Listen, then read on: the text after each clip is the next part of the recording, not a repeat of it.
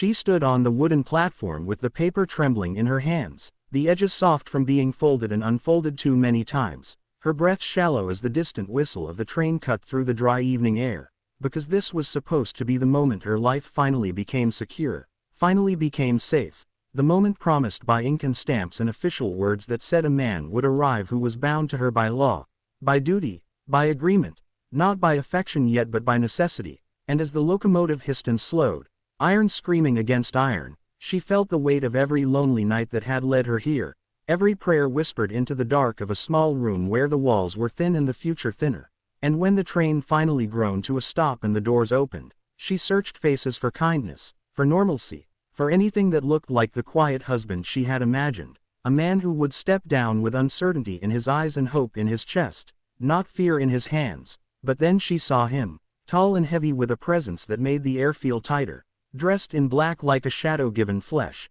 a long coat brushing against his boots, a hard hat pulled low, and in his hand a gun that did not waver as he stepped onto the platform, and the paper slipped slightly in her fingers as the world tilted, because this was not what she ordered, not what she had been promised, not what she had begged God for, and the words tore from her throat before she could stop them, raw and broken, echoing against the station walls as she cried that she had ordered a husband, not a stranger with a gun. And the man did not flinch, did not raise the weapon, did not even quicken his pace as he walked toward her, his boots heavy on the boards, each step sounding like a verdict, and behind him the train exhaled steam like a beast tired of carrying secrets, while the few people scattered around the station pretended not to see, not to hear, because out here survival often meant minding your own misery, and she felt suddenly exposed, like a wound left uncovered, as his shadow stretched toward her and swallowed her feet. And when he finally stopped a few steps away, close enough that she could see the lines etched deep into his face,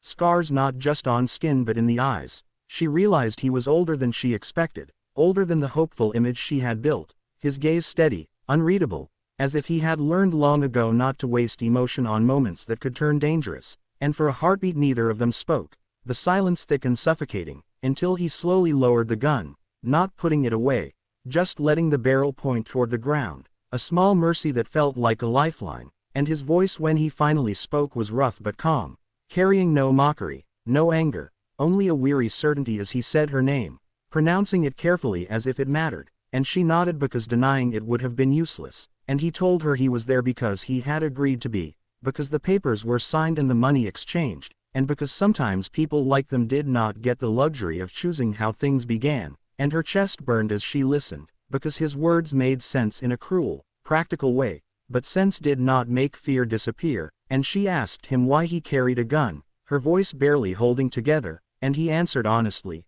telling her that the world they lived in was not gentle, that roads were dangerous, that promises were often broken with bullets instead of words, and that he had learned the hard way never to arrive anywhere unarmed, and she wanted to tell him she had hoped for gentleness. That she had dreamed of a man who would arrive with flowers or at least an awkward smile, but the words stayed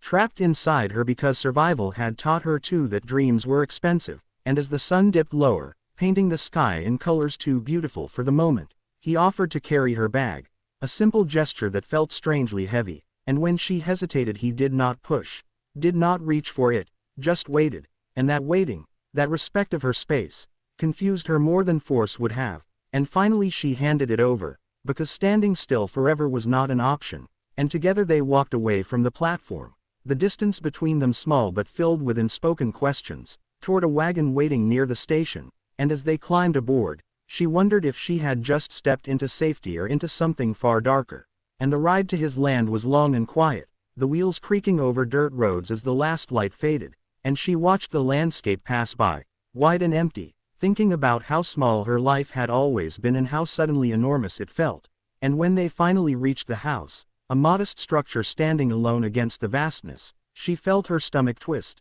because this was to be her home now, and he showed her inside without ceremony, lighting a lamp, pointing out where she could sleep, where water was kept, where food was stored, speaking like a man listing supplies rather than welcoming a wife. And she told herself she should be grateful that he did not demand anything of her that night, that he left her alone to cry silently into a pillow, clutching the letter that had brought her here, but gratitude was complicated, tangled with fear and disappointment, and the days that followed did little to ease that confusion, because he rose early and worked hard, leaving before sunrise and returning after dark, always with the gun, always quiet, and she learned his routines the way one learns the habits of a storm, cautiously, from a distance, and yet there were moments that cracked the image she had built of him as a walking threat, moments when he fixed a broken chair without being asked, when he left extra firewood near the door, when he placed food on the table for her before eating himself, and these small acts unsettled her more than cruelty would have,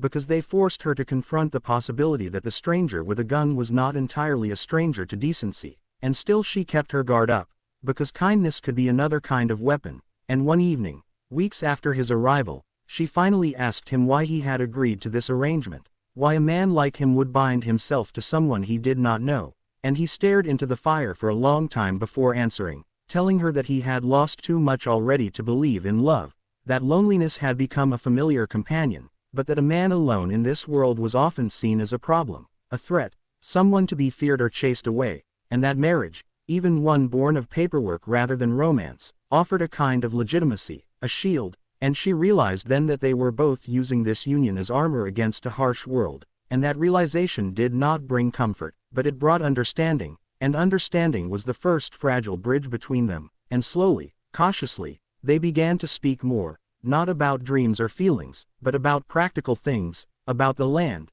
the seasons, the dangers, and through these conversations she learned that the gun was not an extension of cruelty but of survival, that he had seen things she could not imagine, had buried people whose names he still carried like scars, and one night, when a storm tore through the land and thunder shook the walls, she found herself sitting beside him, both of them awake, listening to the rain, and without thinking she reached for his hand, and he stiffened, then slowly relaxed, his grip rough but steady, and in that moment she understood that fear could coexist with trust, that safety did not always look like softness, and yet the past does not release its hold easily, and when trouble finally came, riding in on the backs of men who saw opportunity in isolation, who saw a lone house and thought it easy prey, she learned why he never set the gun down, because the night exploded with shouting and fear, and she cowered in the darkness while he stood between her and the danger, his movements precise, his voice commanding, and when it was over and the attackers fled or fell, she was shaking so badly she could barely stand, and he knelt in front of her, checking her for injuries with hands that trembled just as much, and she realized then that the stranger with a gun had become the man who would stand in front of a bullet for her, and that knowledge broke something open inside her, and in the quiet aftermath, as dawn crept in and painted the destruction with pale light, she wept not just from fear but from the weight of everything she had misjudged,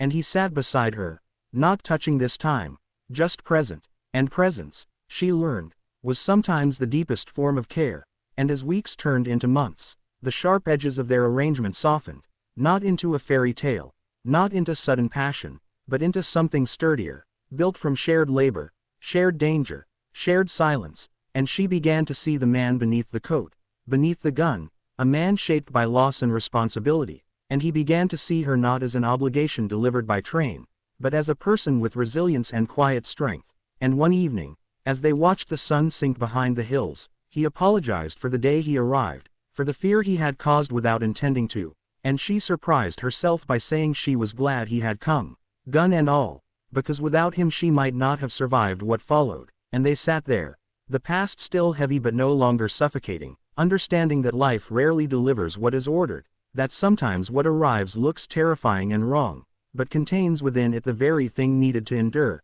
and though she would never forget the moment she cried out on that platform, she came to see it not as the beginning of a mistake, but as the beginning of a story that taught her strength, taught her discernment, taught her that safety is not the absence of danger but the presence of someone willing to face it with you, and as the seasons changed and the land bore witness to their quiet perseverance, she folded the paper that had started it all one last time and placed it away, no longer a symbol of desperation, but a reminder that even the most frightening arrivals can lead to unexpected survival, and that sometimes the stranger with a gun becomes the husband who guards not just your life, but your fragile hope for tomorrow.